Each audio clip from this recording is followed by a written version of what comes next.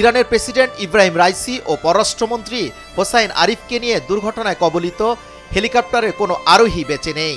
দুর্ঘটনায় গিয়ে উদ্ধারকারী দল হেলিকপ্টারটির যাত্রীদের জীবিত থাকার কোনো চিহ্নই খুঁজে পাননি। ইরানের রাষ্ট্রীয় গণমাধ্যমের বরাত দিয়ে এই তথ্য জানিয়েছেন তুর্কি বার্তা সংস্থা আনাদোলু।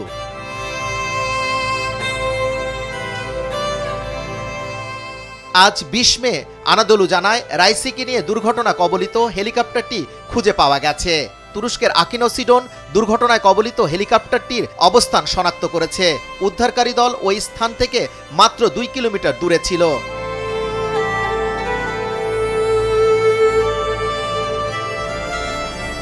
ব্রিটিশ গণমাধ্যম বিবিসি জানিয়েছে, সেখানে কারো বেঁচে থাকা বা জীবিত থাকার কোনো চিহ্নই নেই।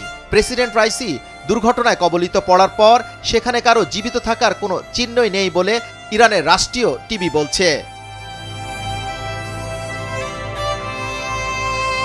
এর আগে রাইসিকে বহনকারী হেলিকপ্টারটি দুর্ঘটনা কবলে পড়ার বেশ লম্বা সময় পর অবশেষে উদ্ধারকারীরা রাইসির হেলিকপ্টারটি খুঁজে পান। তবে ইরানের ওই প্রেসিডেন্ট ও তার সঙ্গীরা বেঁচে আছে কিনা সেটি তখনও নিশ্চিত করে বলা হয়নি।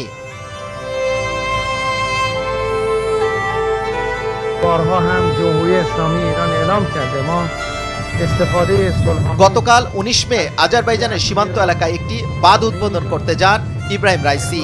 সেখানে আজারবাইজানের প্রেসিডেন্ট ইলহাম আলিয়েভ ছিলেন। সেখান থেকে ৩টি হেলিকপ্টার বহন নিয়ে পূর্ব আজারবাইজান প্রদেশের রাজধানী তাবরিজে ফিরছিলেন রাইসি ও তার সঙ্গে থাকা অন্যান্য কর্মকর্তারা।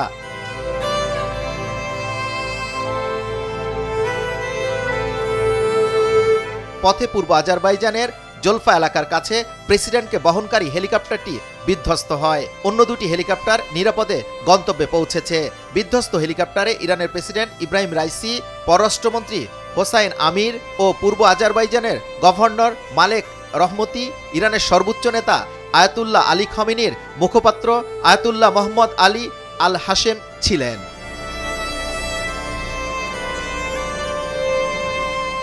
ইরানের সংবাদ মাধ্যমগুলোতে বলা হয়েছে, ১৯ মে স্থানীয় সময় দুপুর ১টা ৩০ দিকে হেলিকপ্টারটি দুর্ঘটনার কবলে পড়ে। সেই হিসেবে ১৮ ঘন্টা পর ইরানের প্রেসিডেন্ট ইব্রাহিম রাইসিকে বহনকারী হেলিকপ্টারে ধ্বংসাবশেষের সন্ধান মিলল।